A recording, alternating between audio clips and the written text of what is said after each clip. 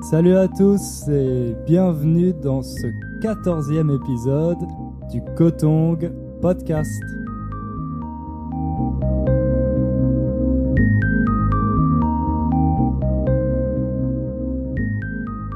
Pour commencer ce nouveau podcast, je voudrais saluer tout particulièrement les nouveaux auditeurs. Je vois qu'il y a beaucoup de nouvelles personnes qui ont commencé à écouter mon podcast et ça me fait très plaisir. Souvent, les personnes qui écoutent mon podcast pour la première fois me demandent pourquoi je ne fais pas de grammaire. C'est vrai que dans les autres podcasts pour apprendre le français, souvent la partie centrale c'est la grammaire.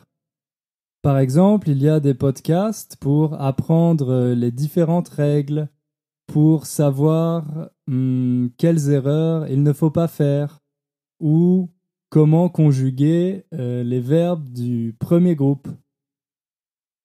Comme tous ces podcasts existent déjà, moi je n'ai pas envie de faire la même chose.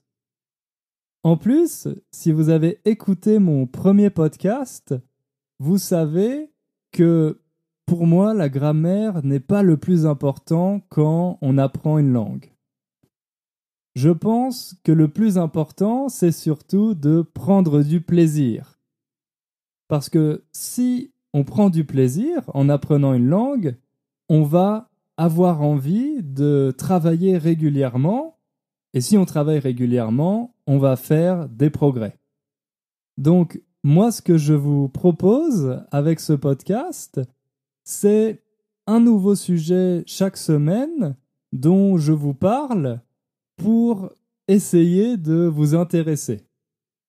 En tout cas, c'est des sujets que moi je trouve intéressants et j'espère qu'ils vous donnent envie de comprendre la langue et d'utiliser le français le plus possible. En tout cas, si mon podcast vous plaît, n'hésitez pas à laisser des commentaires sur iTunes parce que ça m'aide énormément.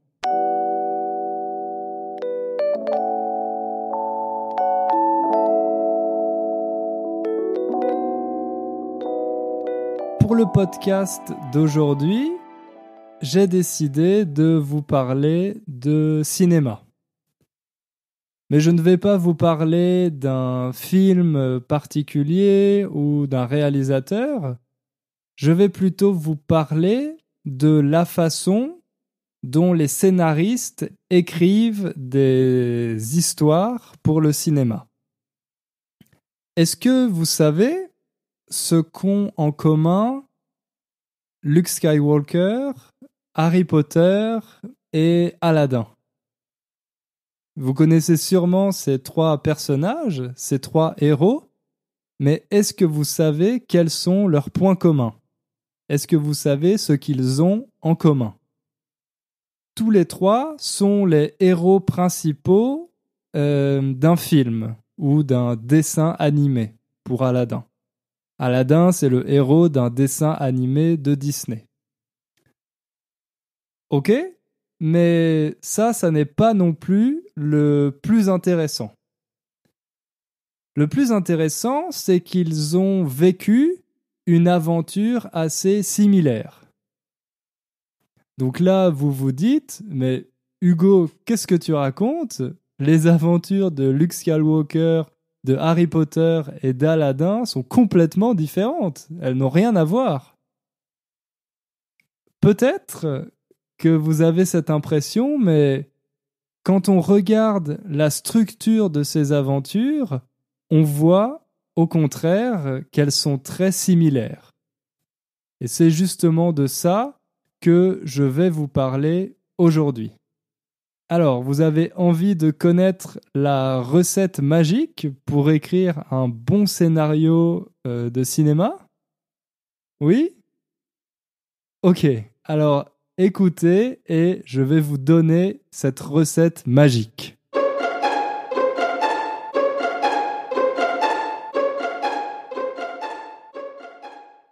Est-ce que parfois, quand vous allez au cinéma, vous n'avez pas comme une impression de déjà-vu. Vous savez, c'est ce genre d'impression d'avoir déjà vécu une situation similaire, d'avoir déjà été dans cette situation. Parfois, on a l'impression d'avoir déjà vu cette situation dans un rêve, par exemple. Mais on n'est pas vraiment sûr. Et vous savez pourquoi vous avez cette impression quand vous allez au cinéma?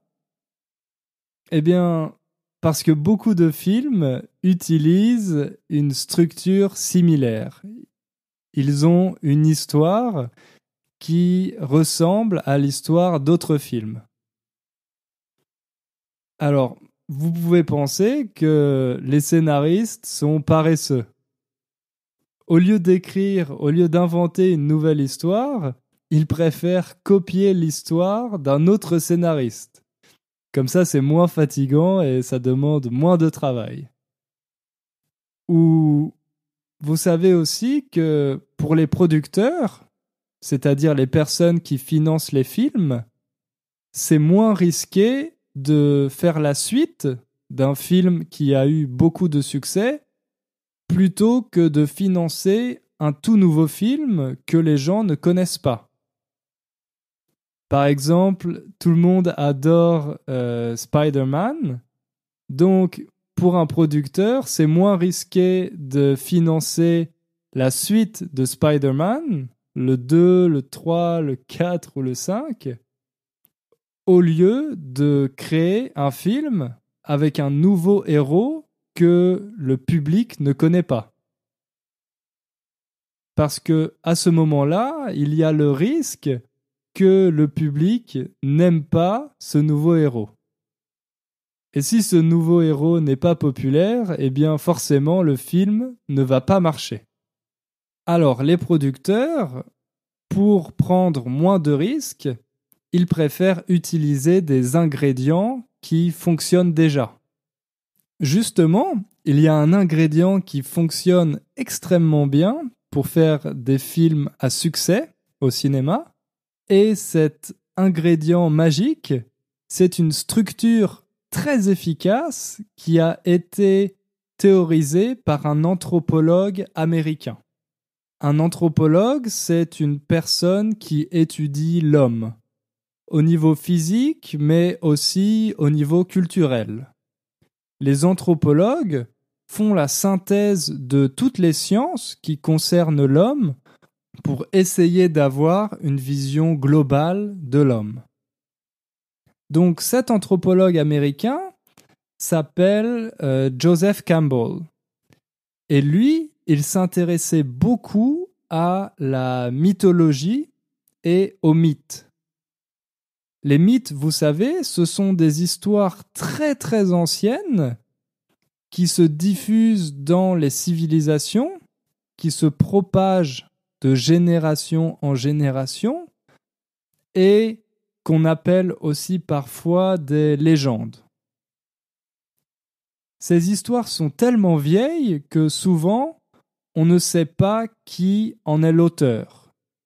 On ne sait pas qui a écrit ou qui a raconté ce mythe, cette histoire, en premier. Donc Joseph Campbell s'est intéressé aux mythes dans les différentes civilisations partout dans le monde. Il a étudié les histoires que l'on raconte dans ces civilisations et il a essayé de trouver des points communs entre elles. Et justement, avec ses recherches, il a réussi à identifier une structure qui est la même pour les mythes dans toutes ces civilisations. Tous ces mythes, que ce soit les mythes grecs, les mythes romains, les mythes mayas, eh bien, ils ont en commun un certain ordre, une certaine structure pour raconter l'histoire. Et Joseph Campbell a écrit un livre pour expliquer cette structure au grand public. J'imagine que vous vous demandez quelle est la structure de cette histoire? Quelles sont les différentes étapes que doit affronter le héros? Une étape, c'est comme un test, une chose que le héros doit faire pour tester son courage, pour tester sa bravoure. Et ces épreuves, généralement, elles sont les mêmes dans toutes les histoires. C'est ça qui est très intéressant. Alors, comme vous êtes curieux de connaître ces épreuves, je vais vous les décrire.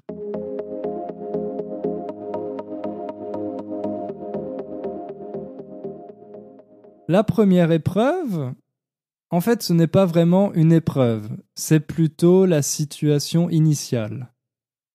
La situation initiale, c'est le héros qui vit dans un monde ordinaire. Mais à ce moment-là, il ne sait pas encore qu'il est un héros. Il pense être une personne comme les autres, voire même assez souvent une personne moins bonne que les autres. Souvent le héros, avant de devenir un héros, il est un peu marginalisé. C'est un loser, comme on dit en anglais. Vous pouvez penser par exemple à Harry Potter, et justement, avant de rejoindre l'école, il a une vie plutôt triste. Il est orphelin parce qu'il a perdu ses parents dans un accident de voiture et il vit dans la famille de sa tante qui le déteste complètement, il n'a aucun ami, donc on peut dire que sa vie n'est pas vraiment idéale. C'est la même chose pour Luke Skywalker. Quand il est enfant, il grandit sur la planète de Tatooine, dans une famille plutôt pauvre, et même s'il a des bonnes capacités physiques, on ne pense pas à ce moment-là qu'il va devenir un héros. Quant à Aladdin, lui, il est simplement voleur, et on dit dans le dessin animé de Disney que c'est un moins que rien. Un moins que rien, c'est une personne qui n'a aucune valeur. Sa valeur, c'est 0.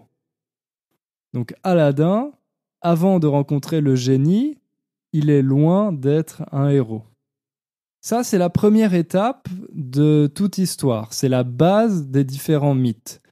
Un personnage plutôt ordinaire dans un monde lui aussi ordinaire. Mais ensuite, la deuxième étape, c'est un appel que reçoit le héros. Le héros reçoit un appel pour partir à l'aventure. Alors cet appel, il peut prendre différentes formes. Ça peut être un coup de téléphone, ça peut être une lettre, ou ça peut être une personne qui vient le voir pour lui proposer de partir à l'aventure. Généralement, au début, le héros refuse cette aventure. Ça, c'est l'étape 3 de l'histoire, quand le héros refuse de partir à l'aventure. Il a différentes excuses pour refuser ça, mais en général, il n'est tout simplement pas d'accord. Peut-être qu'il a peur, peut-être qu'il pense ne pas être la bonne personne pour ces épreuves. En tout cas, sa réaction initiale, c'est tout simplement de dire non. Non, désolé, mais je ne vais pas partir à l'aventure. Par exemple, Luke Skywalker, au départ, il n'a pas vraiment envie de suivre Obi-Wan Kenobi. Il veut rester sur Tatooine et il n'a pas envie de partir à l'aventure. Mais finalement, c'est la 4e épreuve, il y a un mentor qui arrive à convaincre le héros. Un mentor, c'est une personne très importante qui a plus d'expérience que nous et qui va nous donner des conseils pour mieux vivre notre vie. Donc ce mentor, dans Harry Potter par exemple, c'est Hagrid. Dans Aladdin, le mentor, c'est le génie. Et dans Star Wars, évidemment, le mentor, c'est Obi-Wan Kenobi. Ce mentor, il va discuter avec le héros et il va lui expliquer qu'il doit accepter cette aventure, que c'est son destin et qu'il n'y a pas d'autre solution que de partir à l'aventure.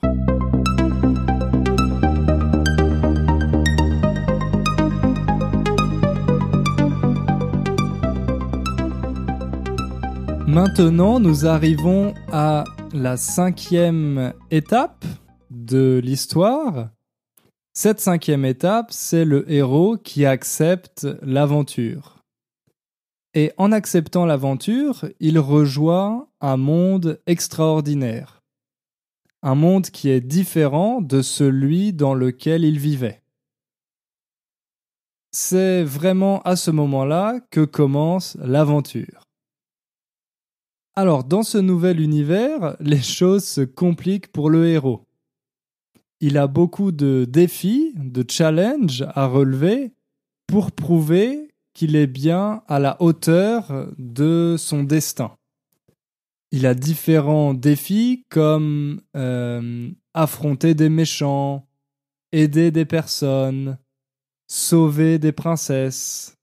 Tout un tas d'épreuves qui vont pouvoir lui donner l'occasion de prouver son courage, de prouver qu'il n'est pas une personne ordinaire, mais qu'il est vraiment un héros. Un très bon exemple de ça se trouve dans la mythologie grecque. Vous avez sûrement entendu parler d'Hercule. Hercule, c'était un héros de la mythologie grecque qui était mi-humain, mi-dieu. C'était le fils de Zeus et d'une humaine. Et Hercule, pour prouver qu'il était bien un héros, eh bien, il a dû accomplir 12 travaux.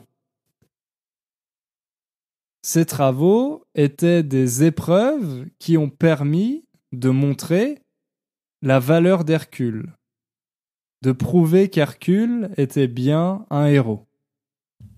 La 7e étape de l'histoire, c'est justement l'épreuve finale. Après toutes les difficultés qu'a dû affronter le héros, il se retrouve face à la dernière épreuve, l'épreuve finale, qui est généralement la plus difficile. Ça peut être un combat contre le grand méchant. Ou ça peut être de sauver une princesse face à un dragon. Bref, cette étape est extrêmement difficile pour le héros et à ce moment-là, il passe très près de la mort. Ça, c'est la 8e étape quand le héros est proche de la mort. Vous savez, quand on regarde un film, c'est le moment le plus stressant parce que on a très envie que le héros réussisse, mais le combat est tellement difficile que le héros est sur le point de perdre. Mais heureusement, et ça c'est l'étape 9, le héros réussit cette dernière épreuve. Il gagne ce dernier combat et il prouve qu'il est bien un héros.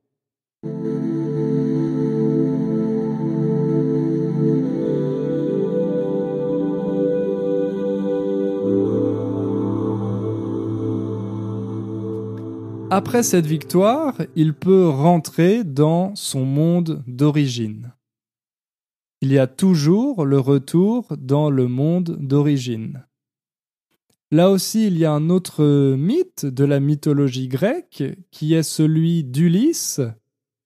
Vous savez, Ulysse, c'est cet homme qui a dû faire un grand voyage en bateau et qui a perdu sa terre d'origine, Ithaque. Alors pendant de très nombreuses années, il voyage, il a beaucoup d'épreuves, de défis à affronter, Mais finalement, après tous ces challenges, il réussit à rentrer chez lui. Il revient à Ithaque. Ça, c'est donc un autre exemple qui illustre la théorie de Campbell. À la fin, le héros est rentré dans son monde d'origine, mais il y a des choses qui ont changé parce que lui est différent. Ce n'est plus le même homme ou la même femme qu'avant de partir. Maintenant, c'est un héros. Il a des capacités extraordinaires et il n'est plus un humain comme les autres. C'est la même chose avec Harry Potter. Quand il rentre chez lui, après avoir passé l'année à l'école de sorcellerie, il est de retour parmi les humains, dans la famille de sa tante, mais lui est différent. Il a des pouvoirs magiques, c'est un sorcier, donc ce n'est plus le même Harry Potter qu'avant son départ à l'école de sorcellerie. Cette structure, elle forme donc un cercle. Il y a un point de départ, c'est le héros dans son monde ordinaire. Ensuite, il y a toutes les différentes étapes, puis le héros revient au point de départ. Mais évidemment, comme je l'ai dit, il est différent. Quand on connaît cette structure, on peut analyser beaucoup de films et on la retrouve justement dans tous ces films. Vous pouvez penser aux films dont j'ai déjà parlé, Star Wars, Harry Potter, Aladdin, mais aussi Matrix, Le Seigneur des Anneaux, Le Monde de Nemo, par exemple, ou Le Roi Lion. C'est vrai que les studios Disney, ils adorent utiliser cette structure.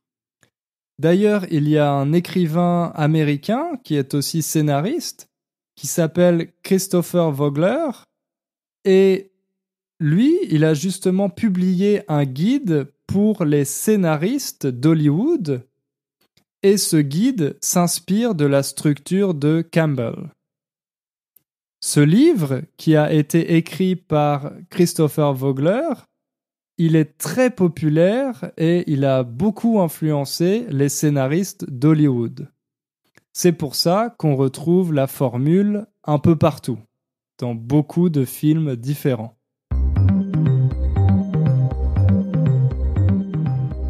À votre avis, pourquoi cette structure est-elle tellement efficace? Pourquoi est-ce que le public aime tellement ce genre d'histoire? À mon avis, la première chose, c'est que dans ces histoires, le spectateur peut s'identifier au héros. Comme le héros est une personne comme les autres, avec des problèmes, eh bien, on peut se reconnaître dans lui. On peut se mettre dans sa peau. Ça, c'est une expression française, se mettre dans la peau de quelqu'un. Ça veut dire se mettre à la place de quelqu'un. Imaginez que nous sommes cette personne. Donc, quand on se met dans la peau du héros, eh bien, le film devient encore plus intense parce que on a un peu l'impression que les événements qui arrivent au héros, ils nous arrivent à nous, le spectateur. Ensuite, la deuxième chose, c'est que grâce à ce héros, on comprend qu'on est capable de dépasser nos peurs. On comprend qu'il faut prendre des risques, parfois, et accepter l'appel à l'aventure. C'est normal d'avoir peur, tout le monde a peur, même les héros, mais ce qui fait la différence, c'est quand on accepte de prendre des risques et quand on décide de combattre nos peurs. C'est comme ça qu'on peut devenir un héros. Mais pour devenir ce héros, il faut beaucoup de courage et il faut faire des sacrifices. Ça, c'est une idée qu'on aime bien également, parce que vous savez par exemple que le développement personnel, c'est une chose qui devient de plus en plus populaire. on a tous envie de devenir une meilleure version de nous-mêmes. Et justement, dans cette structure, dans cette histoire, le héros est une personne qui devient une meilleure version d'elle-même. Donc là encore, on aime bien s'identifier à ce genre de personnage. La dernière chose, à mon avis, qui explique pourquoi ces histoires sont tellement populaires, c'est que la structure est très claire et qu'elle est facile à comprendre. Dans les films Disney, pour les enfants, cette structure est utilisée car les enfants peuvent la comprendre très facilement. Et c'est la même chose pour les parents. Comme c'est un cercle, comme cette histoire a la forme d'un cercle avec un départ et une fin, eh bien, on a l'impression d'avoir vécu une aventure complète. À la fin du film, il n'y a plus aucune question. On a répondu à toutes les questions, on sait exactement ce qui s'est passé, et donc on est satisfait. On est heureux d'avoir vu ce film et d'avoir vécu cette aventure.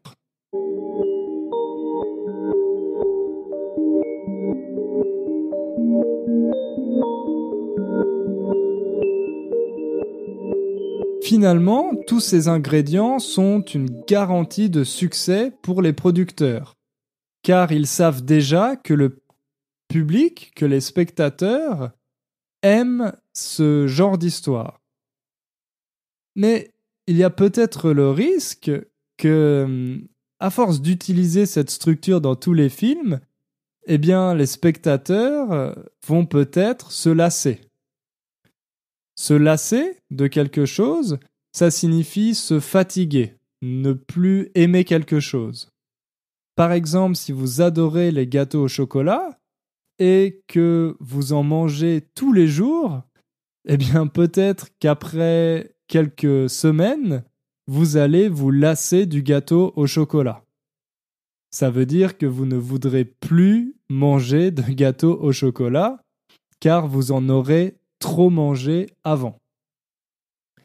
Donc c'est la même chose avec les films. À force de voir ces histoires encore et encore, peut-être que le public va en avoir assez. Mais d'un autre côté, Joseph Campbell a prouvé que cette structure existe depuis des milliers d'années. Et si elle est toujours efficace maintenant, ça signifie peut-être que cette structure plaira toujours au public. Que le public, les spectateurs, ne vont jamais se lasser de cette structure.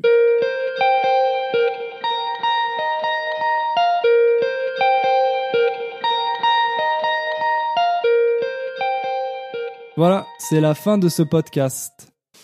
Maintenant, la prochaine fois que vous irez au cinéma, vous pourrez essayer d'identifier la structure et peut-être que vous reconnaîtrez la structure de Joseph Campbell. En tout cas, j'espère que ça vous a intéressé et que vous êtes toujours motivé pour apprendre le français. Même si vous êtes en vacances, il faut continuer à faire un peu de français tous les jours, car vous savez que la régularité, c'est la clé pour apprendre une langue. Si vous voulez m'aider et si vous aimez ce podcast, je vous invite à aller sur iTunes pour me laisser une évaluation. Écrivez un petit commentaire et donnez-moi des étoiles pour que mon podcast puisse aider encore plus de personnes. Donc voilà, si vous aimez ce podcast, allez sur iTunes et laissez-moi une petite évaluation. Merci à tous de m'avoir écouté. On se retrouve la semaine prochaine et on parlera du système scolaire français, c'est-à-dire de l'école en France. Reposez-vous bien, profitez de vos vacances si vous êtes en vacances et à bientôt.